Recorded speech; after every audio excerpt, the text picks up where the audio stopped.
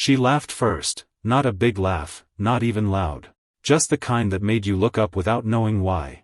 The restaurant was too dim for the hour, the kind of light that made everything feel slower, softer. I shouldn't have noticed her that way. But I did. She sat 2 tables over, alone, her coat still folded neatly beside her, like she hadn't decided whether she was staying. A half-finished glass of wine caught the light each time she moved her hand. There was something about her, not the usual kind of beauty, but the kind that made silence stretch. When the waitress brought my order, she caught me looking. She didn't smile, not exactly, just held my gaze longer than polite. Like she was used to people staring and rarely gave them anything back. Later, I saw her again, this time at the counter, signing the bill. She looked tired but deliberate, like someone used to keeping herself together. I didn't plan to say anything, but when she turned, our shoulders brushed. "Sorry," I said. She nodded once. "You're fine." Her voice was low, steady, like she'd said those words 1,000 times before, to 100 different small accidents. I should have walked away. Instead, I stood there like an idiot, pretending to read the dessert menu. She noticed, of course. "Are you deciding," she asked, "or stalling?" That made me look up. Maybe both. For a second, we just looked at each other, no background noise, no clinking glasses, just that sharp kind of quiet that makes you aware of your breathing. Then she did something small, but it landed like a confession. She smiled. She didn't mean it to be flirtatious, I think. It was the kind of smile that came from recognizing herself in someone else, the same restlessness, maybe. "You're too young to hesitate like that," she said finally. "And you're too confident to sound like you mean it," I answered before I could stop myself. Her eyes flicked to my mouth, then back to my eyes. "That's dangerous talk." Her tone wasn't teasing, more like she was testing the air between us. The words hung there, fragile, uncertain. Then the waitress arrived, breaking it. "Another drink?" the waitress asked. She shook her head. "No, I'm leaving." But she didn't leave. Not right away. She reached for her coat, hesitated, then set it down again. Her hand brushed the back of mine, quick, almost accidental, but I felt the warmth stay long after. "You live nearby?" she asked, as if it were small talk. "Couple blocks." She nodded. "Then you'll probably be here again." She picked up her purse and started walking toward the door. Halfway there, she turned. "Don't overthink things," she said, voice quiet but precise. Then she left. I sat back down, pretending to check my phone, but my hands wouldn't stay still. The waitress came over to clear the table. She slid a folded napkin toward me without looking. "For you," she murmured, already walking away. The napkin was damp from her fingers, creased twice. Inside, written in small, hurried handwriting, "You forgot to ask my name."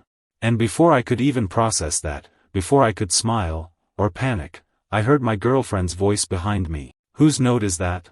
The napkin trembled slightly in my hand. The room, somehow, felt colder. And just like that, everything changed. My girlfriend didn't make a scene that night. She just looked at the napkin, then at me, and smiled that tight, polite smile people use when they're deciding whether to forgive or remember. I told her it was nothing. The waitress gave me the wrong bill, a mix-up. She stared at me for a long second, then shrugged. "You always find trouble in quiet places," she said. She left early the next morning. No argument. Just silence that felt like a door closing softly behind her. The note stayed in my pocket all day. I read it twice before throwing it away, or pretending to. That night, I went back to the same restaurant. I didn't tell myself why. She was there again. Same corner table, same half-glass of wine, same calm posture that somehow made everyone else in the room look unsure of themselves. She looked up when I walked in, like she'd been waiting, or like she wasn't surprised. "You came back," she said. "Maybe I forgot something." She smiled faintly. "You didn't." I checked. That made me laugh, though it came out softer than I meant. I sat across from her, uninvited but not unwelcome. The air between us was heavier this time, full of things not said. "Rough night?" she asked, glancing at the faint shadows under my eyes. "Something like that." She nodded. "Someone saw the note." Her tone wasn't judgmental, just factual. Like she'd expected it. "How'd you know?" She sipped her wine. "Because you look like a man trying to remember how to lie." That stopped me for a second. I wanted to defend myself, say something clever, but she wasn't wrong. Instead, I asked, you do this often? Slip strangers notes? She tilted her head slightly. Only when I see someone who looks like they're halfway gone. Gone where? Anywhere but where they are. She didn't mean it as flirtation. Or maybe she did. Either way, it hit somewhere it shouldn't have. We talked for a while, not about us, not about the note, but about small things. The music was too loud. The waiter forgot her lemon. Her divorce papers had been signed 3 months ago, she mentioned, almost casually. She said it like someone commenting on the weather. I told her I'd been with my girlfriend for 2 years, that we'd grown comfortable, but not close. She looked at me carefully. That's the worst kind of comfort, she said. The kind that keeps you from leaving. There was no pity in her voice. Just understanding. The kind that comes from experience. When she reached for her glass, her fingers brushed mine again. It wasn't an accident this time. The contact was small, but it carried weight, the kind that makes your pulse skip, not from excitement but from awareness. She noticed it too. She didn't move her hand right away. You shouldn't look at me like that, she said quietly. I wasn't looking at you any particular way. She smiled. That's worse. We both laughed, soft, nervous. Then she leaned back, creating space again, as if remembering herself. People notice, she said. They always do. I don't care. Yes, you do. The silence that followed wasn't awkward, it was charged. The kind that asks more questions than it answers. She changed the subject, asking about my work. I told her about the late shifts, the feeling of watching life happen around you but never quite inside it. She nodded, saying she knew that rhythm too well, the way loneliness becomes a habit. That word lingered between us, loneliness. It made the air softer, sadder. When she reached for her coat this time, I thought it was over. But she hesitated, turned back, and stood close, too close, as she buttoned it. Her perfume was faint, familiar, something floral but not sweet. She adjusted the collar, then, without quite looking at me, touched my arm. Just once. Her hand stayed there for a second longer than needed. Next time, she said, don't forget to ask. For your name? For what you really want. She let her hand fall away, walked out into the cool night, and didn't look back. I stood there long after she left, the warmth of her touch still clinging to my sleeve. Outside, through the window's reflection, I caught her silhouette at the corner, waiting for the light to change. She turned slightly, as if sensing I was still watching. Then the light turned green. And she disappeared into the crowd. I didn't mean to see her again so soon. But that's how it always starts, the small accidents you secretly plan for. She texted me first. A number I didn't recognize. You forgot again. No name. No greeting. Just that. I knew what she meant. We met 2 nights later, not at the restaurant this time but at a quiet cafe a few blocks away, a place with yellow light and old wood tables that smelled faintly of cinnamon and rain. She was already there when I arrived, hair tied up, sleeves rolled, reading something she clearly wasn't paying attention to. When she looked up, she smiled, not warmly, but knowingly. You came. You sound surprised. I'm not, she said, closing her book. You don't look like someone who forgets easily. I sat across from her. We didn't order right away. There was a rhythm to our silence now, the kind that builds its own gravity. How's your girlfriend? She asked finally, not cruel, just curious. She's fine, I said. We're fine. She raised an eyebrow. That word doesn't mean what you think it does. I looked down at the chipped edge of my cup. What does it mean to you? It means you're lying to both of us. That landed harder than she probably intended. I didn't answer. The waitress came by with coffee. Neither of us spoke until she left again.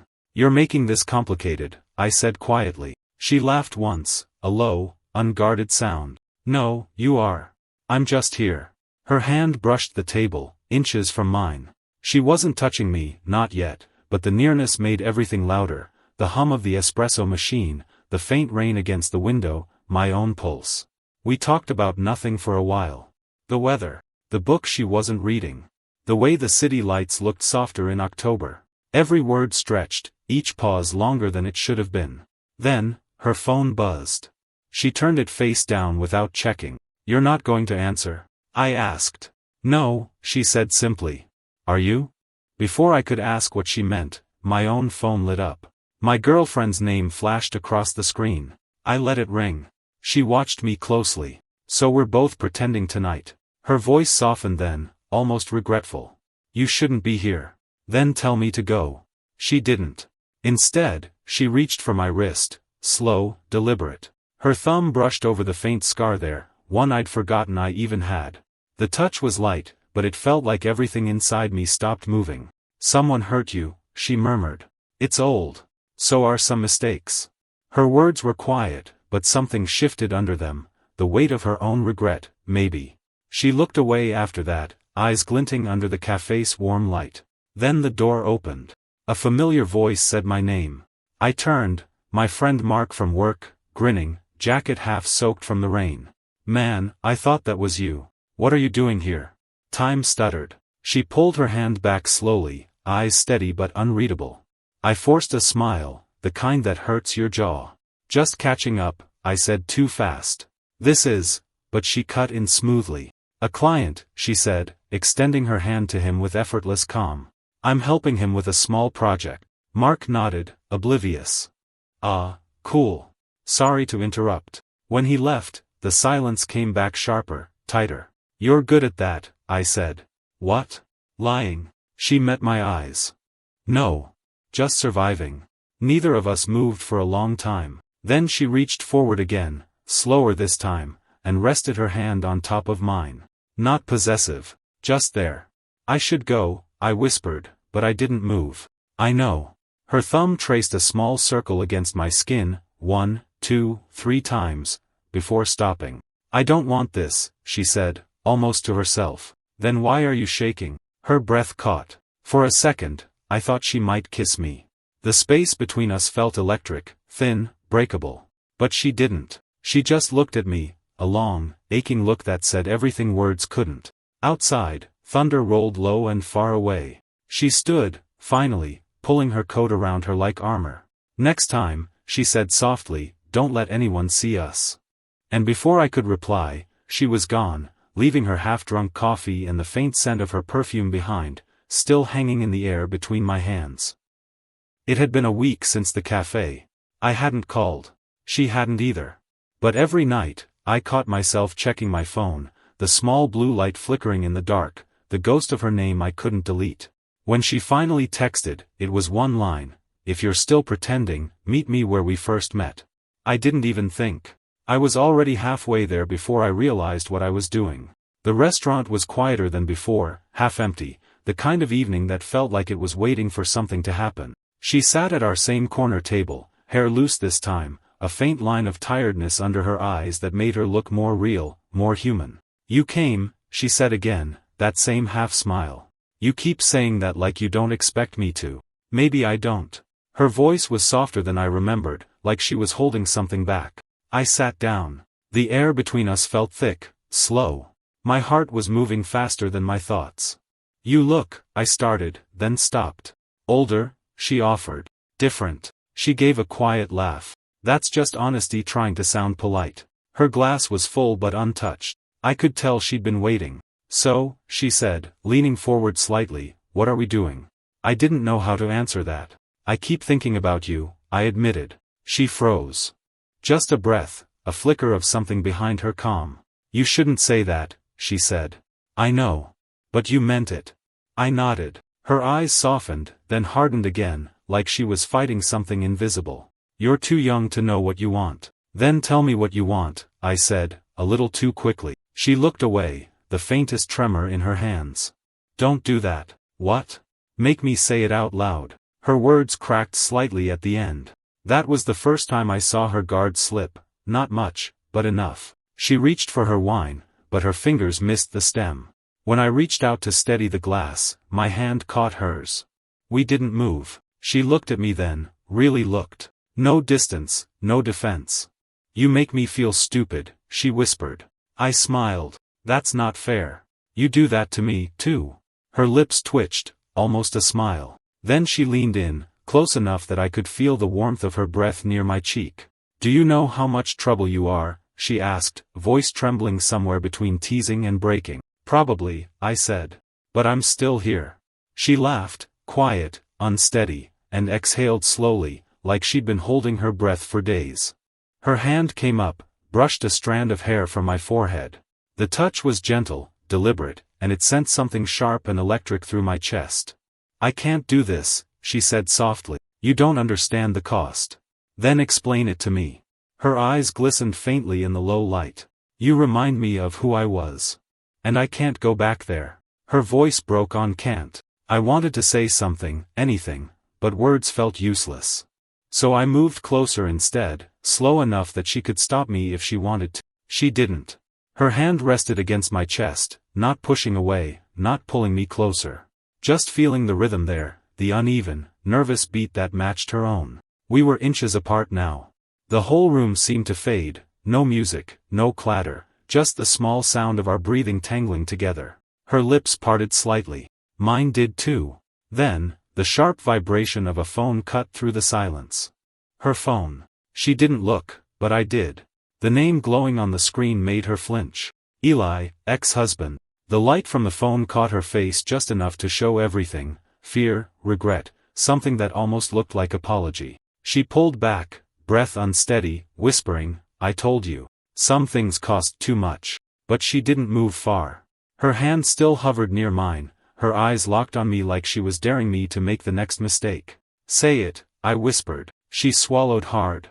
"If I do," her voice trailed off, trembling. "If I do," she repeated, barely audible now, "I won't stop." The phone kept buzzing between us. Neither of us reached for it. The next morning, I told myself it was over. Whatever had been building between us had cracked open with that phone call, and it should have been enough to stop me. It wasn't. She didn't call, but she didn't have to. I could still feel the echo of her breath, her hand trembling against my chest. Every small detail had burned itself into memory. 3 days later, I walked past the restaurant again.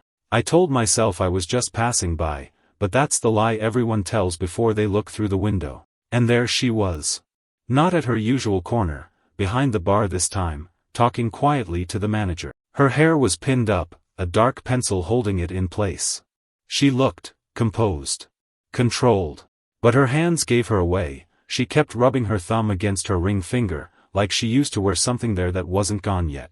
I almost turned around, but then she saw me. Her expression flickered. 1 second, calm. The next, that quiet storm again. She excused herself and walked toward me, slow, deliberate. "You shouldn't be here," she said when she reached me outside. "I wasn't planning to come in." "But you did." The way she said it, soft, almost resigned, made it sound like we'd both failed a test. We stood in the doorway, half in, half out, the smell of wine and rain filling the space between us. "Who was he?" I asked finally. "The man who called." Her eyes didn't move. "My ex-husband. Still calling? Still existing," she said flatly. Then, quieter, "He heard about us." The words hit like cold water. "He what?"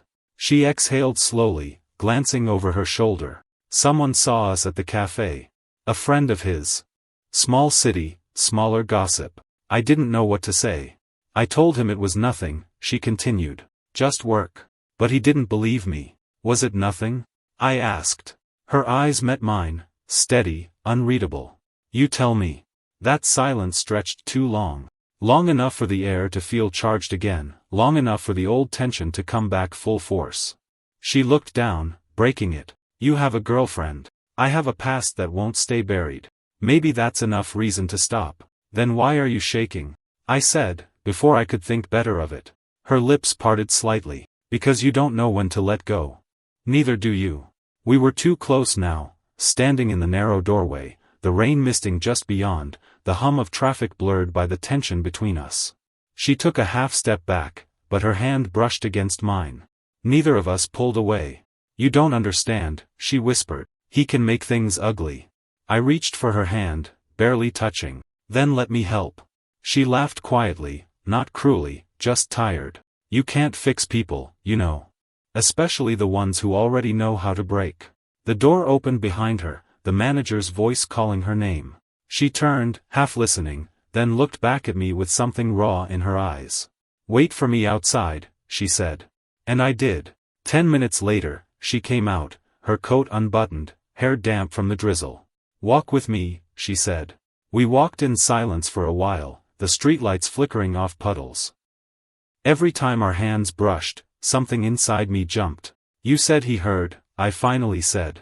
What does he think he knows? She hesitated. He thinks we've been seeing each other for months.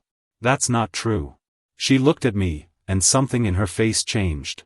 Isn't it? She asked. The question stopped me cold. You mean, I've known you longer than you think? Her voice was calm, almost apologetic. The first night, at the restaurant, that wasn't the first time I saw you. My pulse spiked. What are you talking about? I saw you come in a week before that. With her. You didn't see me. But I saw you, the way you watched her like you were somewhere else. I slipped the note because I wanted to see what you'd do. The rain fell harder now, soft but relentless. You set it up, I said, half in disbelief. Her chin lifted slightly. I needed to know if I could still make someone look at me that way. I didn't plan on this. Her voice cracked on the last word. For a second, all I could do was stare at her, at the woman who had been both my escape and my undoing. So this was a game? I asked quietly. No, she said, stepping closer, rain catching the edge of her hair. Not anymore. Her hand rose, tentative, fingers grazing my jaw before resting against my cheek. I shouldn't have wanted you, she whispered. But I do. The space between us disappeared. Her breath mixed with mine, her lips a breath away, the kind of nearness that felt irreversible. I lied, she said softly. The note wasn't for you to ask my name. My voice barely worked. Then what was it for? To see if you'd look back. Her eyes glistened, with rain, or something else. And you did, she whispered. You keep looking back. Her hand trembled against my face. For a second, it felt like the world had gone still, just rain, breath, skin. Then, headlights flashed across us, a car slowing near the curb. She froze. Her hand dropped. That's him, she said under her breath. Through the windshield, a shadowed figure sat behind the wheel, engine idling. She turned to me, voice sharp but shaking. You have to go. Now. I didn't move. Her eyes, wide, pleading, met mine. Please. And then she stepped forward, pressed her hand against my chest one last time, whispering, don't make this worse. The car door opened, and she walked toward it. Rain still shimmered on the pavement long after she disappeared into that car. I didn't move. The streetlight buzzed above, a weak, tired sound. Then the car's taillights faded, and the street went quiet again. I didn't sleep that night. Every time I closed my eyes, I saw her, the way her hand trembled when she touched me, the look she gave right before she turned away. Regret had a texture now. It felt like the sound of her voice saying please. The next day, I went back. Not to the restaurant. To the cafe, the one where everything had started to fall apart. I didn't expect her to come. I just needed to sit somewhere she'd been. But then she did. Same gray coat. Same quiet composure that barely held together. She walked in, saw me, and for a moment looked like she might leave. Then she didn't. She sat across from me. No small talk, no smile. Just two people who'd run out of excuses. He knows, she said. I figured. He came last night. Asked questions I didn't answer. And now? Her eyes lifted. Now I can't pretend this is nothing. The silence between us was loud. Every sound, the scrape of a chair, the hum of the espresso machine, felt far away. You lied to me, I said. She nodded. I did. I wanted to see if someone could still notice me. But then you did, and I didn't know what to do with it. Her honesty didn't make it easier. It made it worse, because it was real. I don't know if I should hate you for that, I said quietly. She leaned in, elbows on the table. Maybe you should. Her voice cracked halfway through. The hurt in it wasn't sharp, it was tired, years old. I thought I was done wanting anything, she said. And then you walked in. You looked at me like I wasn't invisible. Her hand moved across the table, stopped halfway. You reminded me I still exist. I wanted to reach for her. God, I did. But something in her eyes warned me, not fear, but knowing. If you touch me right now, she whispered, I won't walk away again. My throat tightened. Then don't, I said. We stayed like that, motionless, breathing the same air, our hands not touching but close enough that the heat from her skin brushed mine. Her perfume was faint, rain-mixed and fading, but it clung like memory. She stood suddenly, coming around the table. I didn't move. Her fingers found my collar, straightened it like a reflex. The small, ordinary gesture undid me more than anything else. "You're shaking," I murmured. "So are you," she whispered back. Our faces were inches apart now. Every breath met halfway. The cafe around us blurred to static. "This isn't fair," I said. "No," she breathed, "it isn't." Her forehead touched mine, barely. The world stopped spinning for a second. And in that stillness, we both knew what came next, and what couldn't. "I can't love you the way you need," she said. "You'll start resenting me for the things I can't give." "I already tried walking away," I said. "Didn't work." Her hand slid up my arm, stopped at my shoulder. She leaned in, not enough for a kiss, just enough for her lips to graze the air by my cheek. "Then let me do it for you," she whispered. I turned my head just slightly, close enough to feel her breath, to taste what almost happened. "You don't have to." "Yes," she said, eyes closing. "I do." When she stepped back, something inside both of us broke quietly, not like glass shattering, but like fabric tearing, slow and inevitable. She looked at me one last time. "Now you understand," she said. "It was never about love. It was about remembering we could still feel." I didn't follow her this time. She walked out into the gray morning, no umbrella, hair gathering rain as she disappeared down the street. For a long moment, I sat there, the ghost of her warmth still on my skin.